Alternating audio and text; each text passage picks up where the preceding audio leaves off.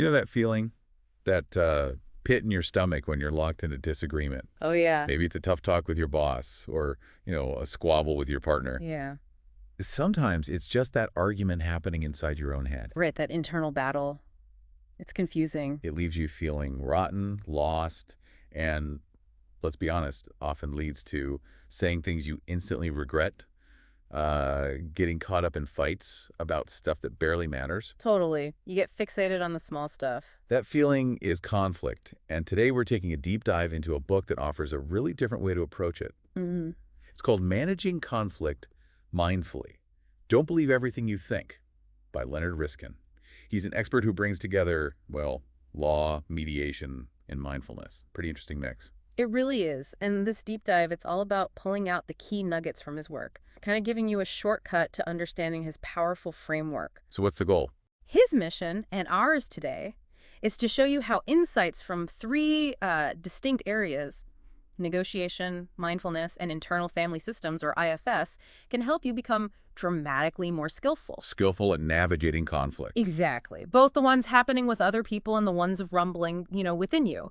It's about getting beyond just the surface fight. Understanding what's really going on inside and out. Yeah. Riskin starts with this fundamental idea, maybe a bit counterintuitive at first. Conflict, yes, it happens between people, but a huge driving part of it happens within us. Our internal landscape that affects the external arguments. Profoundly impacts how we engage externally. Absolutely. So often when we're in conflict, that inner turmoil, that confusion, feeling lost, it just spills out, doesn't it? It does. And we behave badly, get fixated on the wrong things in the actual conversation.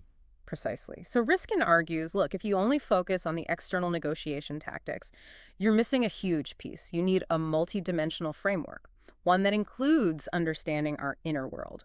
Okay. So let's start with that first domain, negotiation. This is the one we probably think of first, right? Yeah. Dealing with conflict by talking it out, managing the back and forth. Exactly, the external piece. And within negotiation, Riskin shows there are different ways, different lenses, really, to understand and respond. Think of it like levels, moving from the surface down to the deeper stuff. Okay, level one, positions. What's the idea here? Positions are simply what we state we want. The book gives this example of a kid, Andrew, saying, I'm taking 10 Teenage Mutant Turtles with me to dinner. That's his position. Very clear. And the classic response is the opposing position. No, you are absolutely not taking 10 turtles. Which often leads to what the book calls the extreme model, right? Yes, the extreme model. It kind of sees negotiation as zero-sum, my gain is your loss. It narrows the problem down, involves tactics like anchoring, making extreme demands, maybe threats, making tiny concessions. Like haggling hard over a car price. Exactly like that. And look, sometimes it works, or maybe it's unavoidable, like in a bazaar. But it's rarely creative, and it definitely doesn't build relationships. And it often misses the whole point, which I guess brings us to level two, interests. This is where we start digging a bit. Exactly. Interests are the reasons behind the positions. They're the underlying goals, motives, wishes, fears, the stuff that drives what we say we want. So why did Andrew want 10 turtles? Well, not just to have the turtles, right? It was so they could play basketball. His interest was avoiding boredom, having fun. Ah, right. Position, turtles, interest, avoiding boredom. Classic. Right. And shifting your focus to interest, that's the core of the getting to yes model or principled negotiation. The key idea is being soft on the people, but hard on the problem. Okay. And crucially, exploring the problem more broadly to uncover what people really need, not just focusing on what they first demand. So how do you actually do that? How do you get to interests? You explore, you ask questions. Why is that important to you? What are you hoping to achieve? You try to understand their perspective, and you share yours too, focusing on those underlying needs. And there are strategies. Oh, yeah. Brainstorming multiple options before deciding on one. Using objective criteria like market value or industry standards, the book mentions using rules for dissolving a corporation as an example, and knowing your BTNA. BTNA, best alternative to a negotiated agreement, your plan B. Your plan B. What you can do without them, away from the table. If you can't reach a deal, it gives you power. So back to Andrew. Shifting from his position, 10 turtles, to his interest, enjoyment, playing ball. His parents could suggest, hey, what about just 4 turtles? Enough for 2-on-2 basketball. Andrew gets to play, parents get a quieter dinner, needs met. Exactly. Or that ITT negotiation example in the book. Instead of just fighting over the money claim, the positions, they looked at interests. ITT wanted to sell products. The other firm wanted reliable supply, save money. So the solution wasn't just cash. No. ITT paid the claim through discounts on future products. See? Focusing on interests unlocks creative solutions that positions just hide. It's like that cartoon, the king yells, "Off with her head!" Right, his position. But the advisor translates the underlying interest. What I'm hearing is, I feel neglected. Wow, that really hits home. Fixing the position doesn't always fix the real problem. Not at all. Which takes us deeper, to level 3. Core concerns. Now we're talking fundamental human needs. They motivate us, often unconsciously. Okay, the beyond reason model. What are these concerns? There are 5 key ones identified: appreciation, affiliation, autonomy, status, and role. Appreciation, affiliation, autonomy, status, role. Got it. This feels, very personal. It is, because negative emotions in conflict, they're often a signal that one or more of these core concerns are feeling threatened or unmet. Like the Pedro and Billy example from the book. Yeah, Pedro's frustration, his disdain, it might stem from threats to his desired role or status. Maybe his need for appreciation for trying to modernize things isn't being met. And Billy feeling excluded. Billy's resentment, feeling excluded, seeing Pedro as selfish. That likely ties into unmet needs for affiliation, maybe appreciation for his contributions, or feeling like his role is being diminished. So the strategy here isn't just about finding interests. It's about noticing the emotions and behaviors. Yes, observing them and then trying to connect them to these deeper, often unspoken core concerns in yourself and in the other person. And then what? And then, crucially, you try to address those core concerns, foster positive emotions before you even start negotiating interests. Appreciation is huge here. Just acknowledging the other person's view or effort can unlock things. The book's example of Riskin's own experience in Luxor with the carriage driver. That's a tough read, but it makes the point. It really does. Painful, like you said. He got cheated, felt intense anger, wanted revenge. Why? His core concerns around status as this sophisticated negotiator, appreciation, maybe even his basic identity felt totally violated. And he reflects on how it could have gone differently. Yeah, imagine if he'd paused. Considered Mr. Hassan's potential core concerns. The guy complimented his family, mentioned his own wife and kids. Maybe his need for affiliation, for appreciation, was right there, along with needing to make a living, obviously. Engaging with that, showing some respect. It might not have changed the price much, maybe, but it could have totally transformed the interaction from adversarial to, well, human. Yeah, it shifts from how do I win to how do we both feel okay walking away from this? Exactly. Which leads perfectly to the deepest level in this negotiation domain. Level 4, the 3 conversations. This comes from the book Difficult Conversations. Right. The idea that in any conflict, we're actually having 3 conversations inside our heads at the same time. Yep. There's the what happened conversation, all about the facts, who did what, who's right. Then the feelings conversation about our emotions. Are they valid? Should we express them? And finally, the identity conversation. What does this conflict say about me? Am I competent? Am I a good person? Oof. That last one feels heavy. It is. The key insight here is knowing all 3 are running, often outside our awareness, and then learning to reframe them. Reframing. How? Well, take the what happened conversation. We usually operate from a truth assumption, right? My view is the right one. Reframing means shifting, acknowledging, okay, they have a different perspective, a different story here. Like the car accident example. Even if someone else is legally at fault, you still contributed just by being there. It shifts from blame. To contribution. How do we both contribute to the situation? It changes the whole frame. And separating intention from impact. That's big too. Huge. Your friend doesn't invite you to their wedding. The impact. You feel hurt, excluded, that's your feelings conversation, but their intention might have been totally different. Maybe they assumed you couldn't travel, or there was family pressure, or just an oversight. We jump to assuming bad intentions from negative impacts. And the identity conversation. Yeah. That identity quake idea. Yeah, when the conflict challenges our sense of self. Am I incompetent? Am I unlikable? Riskin felt that in Luxor, questioning his competence after being tricked. It makes feedback hard, too, if you're attached to being perfect. Absolutely. If your identity is rigidly, I never make mistakes, any hint of error feels devastating. The learning here is to complexify. See yourself more realistically, accept imperfections, accept you contribute to problems, And do the same for the other person. Move beyond simple labels. So the goal across all three is moving towards a learning conversation, Yeah. exploring perspectives, not just defending your own. Exactly. Now, you'd think, okay, positions, interests, core concerns, 3 conversations, I've got the toolkit. Right, ready to go. But Riskin makes this critical point. Knowing these strategies, often not enough. We fail to use them skillfully. Why? Inner roadblocks.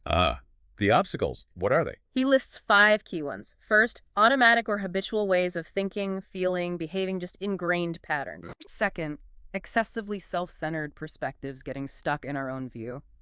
Third, inadequate management of emotions getting flooded or shutting down. Makes sense. Fourth, insufficient social skills, maybe not knowing how to express things constructively. And fifth, inadequate management of focus or awareness, just getting distracted or lost in thought. And these obstacles basically prevent us from using all those great negotiation strategies we just talked about. Completely derail them. So we need tools to work with these inner things. Which brings us to the second domain. Mindfulness. Exactly. Mindfulness. In simple terms, it's about paying attention to your present moment, experience your thoughts, feelings, body sensations, but with a specific attitude. What attitude? Kindly curiosity without judgment. John Kabat-Zinn's famous definition, moment-to-moment, non-judgmental awareness. And this isn't just like some nice idea. There's actual research behind it. Oh, tons. It's really solid now. Studies show it can reduce stress, definitely improve focus, enhance cognitive function. Right. The book even mentions potential bumps in GRE scores. Yeah, and physically links to increased gray matter in brain areas for learning, emotion regulation, better immune response, more resilience, more compassion. That example of the exec showing more activity in the left prefrontal cortex, the happiness zone after mindfulness training, that's compelling stuff. So how do you, do mindfulness? How do you cultivate it? Through practice. There are formal practices, like meditation. You intentionally focus your awareness maybe on your breath or sounds or body sensations or even watching thoughts and emotions come and go, sometimes using gentle labels like thinking or feeling. Just noticing. Just noticing, without getting swept away. There's also open awareness, letting awareness rest wherever it lands, without a specific anchor, and loving kindness meditation. Loving kindness. Tell me more.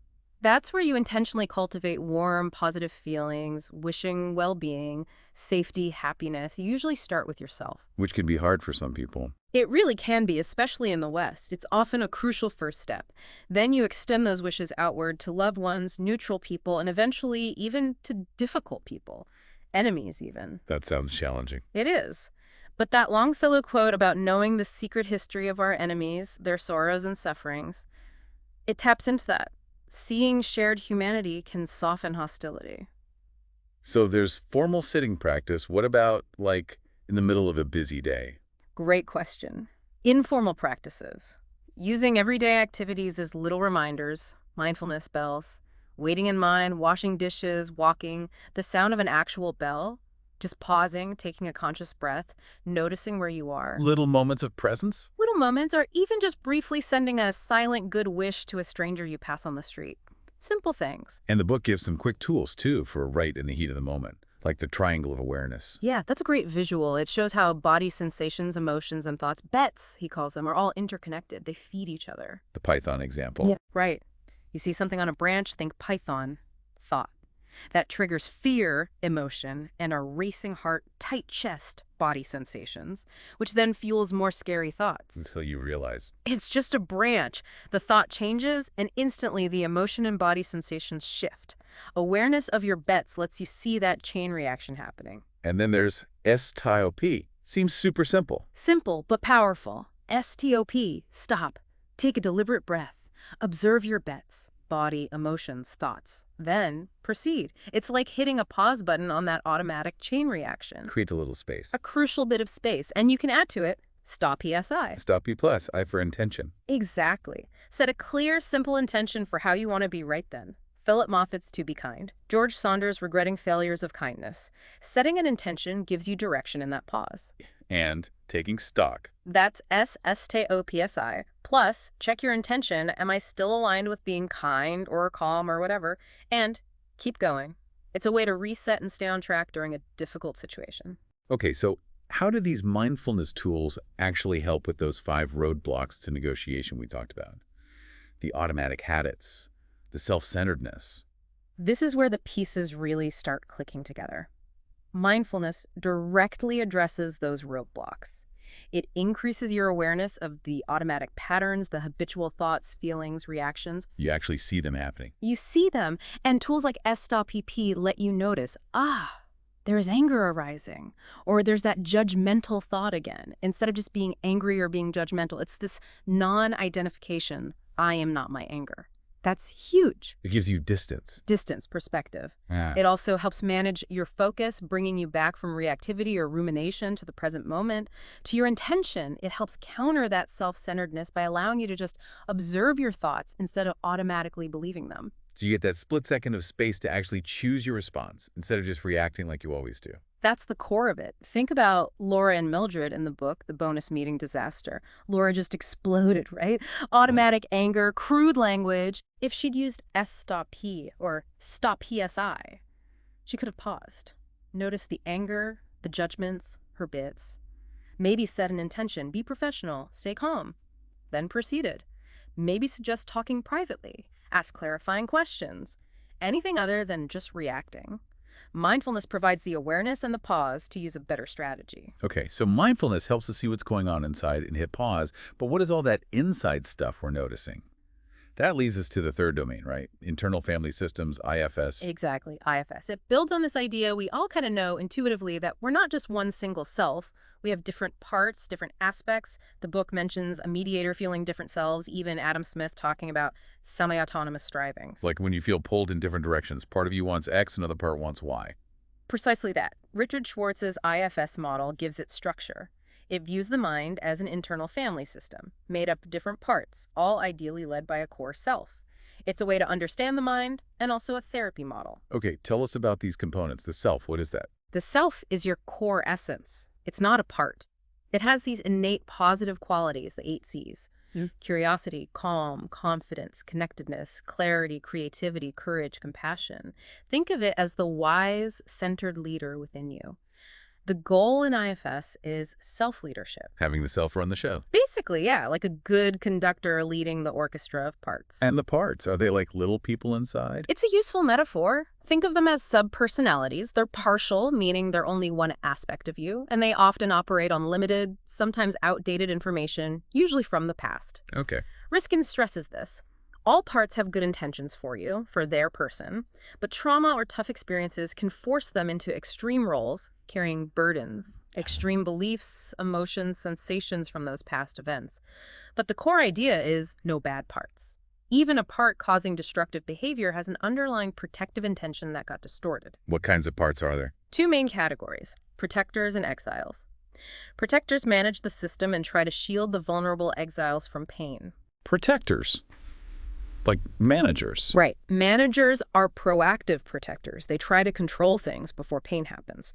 Think of someone who overprepares obsessively for an interview that's a manager part, trying to avoid the pain of rejection. And firefighters. Yeah. They sound reactive. Totally reactive. They jump in after pain or a trigger hits, often with extreme behaviors to numb out, distract, or escape the feeling. Could be excessive drinking, binge watching, rage, addictions, shutting down completely. That George Costanza example, buying the toxic, cheap invitations, probably a stingy, short-sighted part, a protector terrified of scarcity, maybe? Gotcha. And the exiles. Exiles are the younger parts. They hold the raw pain, fear, shame, terror from past hurts or traumas. Protectors work really hard to keep them locked away, exiled, so you don't feel that pain. The visual in the book, the shaded triangle with protectors guarding exiles, captures it well. So this internal system can be pretty dynamic. Yeah. Parts clashing. Oh, absolutely. Parts can be polarized. One part wants to work 24/7, another wants to quit and live on a beach. The book even touches on the complex and sensitive reality of having parts holding racist beliefs alongside anti-racist parts. Wow. How does IFS handle that? Crucially, the IFS stance is all parts are welcome, which doesn't mean acting on harmful beliefs. It means acknowledging their presence within the system without judgment so the self can connect with them and help them unburden those extreme beliefs. Heal them, essentially. So the self is like the therapist for the parts. It can be. The self acts like an internal mediator, a compassionate leader. The goal isn't to eliminate parts, but to help them release their burdens, their extreme roles, and find healthier ways to contribute. It involves the self connecting to them with curiosity and compassion. Okay, deep breath. How does understanding all this internal family stuff help with conflict with other people out there? This is the other key synergy point. IFS helps us understand the internal drivers behind our external behavior. Our positions, our interests, our core concerns, how we show up in those three conversations. It's all influenced by our parts. So why do I always shut down when I feel criticized? Maybe a young, fearful exile part gets triggered and a firefighter part jumps in to numb things out by making you withdraw. Or why do I get so fixated on being right? Maybe a manager part believes winning the argument is the only way to feel safe or valued. Let's go back to Riskin and Luxor, an IFSS lens. Instead of just, I'm angry, he could ask, okay, what parts of me are activated right now? Maybe a Mr. Stingy part, furious about the money. Maybe parts tied to his identity as a smart traveler, feeling ashamed or attacked. And recognizing those parts. Recognizing them allows you to ask them to maybe just soften a bit, to open space inside, so the self, with its calm, its clarity, its compassion, can emerge and lead the response. So the self could then approach Mr. Hassan differently. Maybe with curiosity, maybe even compassion, wondering what parts are driving his behavior. IFS gives us a language, a map, to understand why we get stuck internally, which is often why we can't use those external negotiation skills effectively. The book mentions mapping your own system as a way to start. Exactly. Mapping your internal family system. It's a practical exercise to identify your key parts, understand their jobs, their burdens, and begin to differentiate them from your core self. And that reference to David Hoffman's letter shows how this language can even be useful in communicating about these internal processes in real-world conflicts. So Riskin's whole mindful conflict management approach, MCM, it's not just negotiation or mindfulness or IFS, it's the integration. That's absolutely the core message. That's where the real power lies. Each domain supports and enhances the others. They're different lenses, different tools for the same fundamental challenge. Navigating conflict wisely. How do they specifically work together, this synergy? Okay, think of it like this. Mindfulness is the bedrock. It provides the awareness. It helps us actually notice the 5 roadblocks happening in real time. The automatic reactions, the emotional flooding, the self-centered thinking. It gives us that crucial pause, like S-stop-E, to interrupt the pattern. Okay, awareness first. Then IFS gives us the map and the understanding of what we're becoming aware of. When mindfulness helps you notice a wave of anger, IFS helps you ask, okay, which part is this? What's its job? What burden is it carrying? What's its positive intention? It helps you separate the part from yourself. It gives structure to the inner landscape. So mindfulness sees it, IFS understands it. And then, with that awareness and understanding, the self is empowered to lead. The self, using its calm, clarity, compassion, can then choose and skillfully deploy the right negotiation strategies, focusing on interests, addressing core concerns, engaging in a learning conversation instead of being hijacked by a reactive, burdened part. So inner work enables outer skill. Precisely. Mindfulness helps us see the internal drivers. IFS helps us understand and relate to them compassionately, and both empower the self to use the external negotiation tools effectively. The book even touches on that interesting parallel between the IFS self and the Buddhist idea of no self. Different paths, maybe, but both aiming to reduce suffering and increase compassion. It really sounds like a holistic approach. Not just one trick, but a whole toolkit. It is. And it's flexible. It's not about rigidly applying one model, but having this rich understanding and adapting your approach based on what's needed inside and out. So by integrating these 3, negotiation, mindfulness, IFS, you get a much more nuanced, powerful way to handle conflict. Leading to better outcomes, better relationships, and honestly, probably feeling better inside yourself too. This deep dive into Riskin's managing conflict mindfully really does feel like a powerful shortcut. Understanding why conflicts are so difficult and getting practical ways to navigate them by looking inward as much as outward. Yeah, the core takeaway is that skillful conflict work needs more than just external tactics. It demands cultivating that mindful awareness of your inner world and understanding the dynamics of your own internal system, your parts, and yourself. That inner work is really what unlocks skillful outer action. Okay, so to leave you, the listener, with something to mull over, think about a recent difficult interaction you had. Could you maybe identify any of your internal parts that might have been driving the bus in that moment? Or even simpler, just noticing your body sensations, emotions, and thoughts using that triangle of awareness idea. How might just a mindful pause hitting that S-stop-E button have created space for maybe a slightly different response? Exploring that within yourself, the book emphasizes, with kindly curiosity no judgment. That exploration is the first and maybe most important step towards navigating conflicts with others more wisely. A really fascinating framework. Thanks for breaking it down. My pleasure. It's powerful stuff.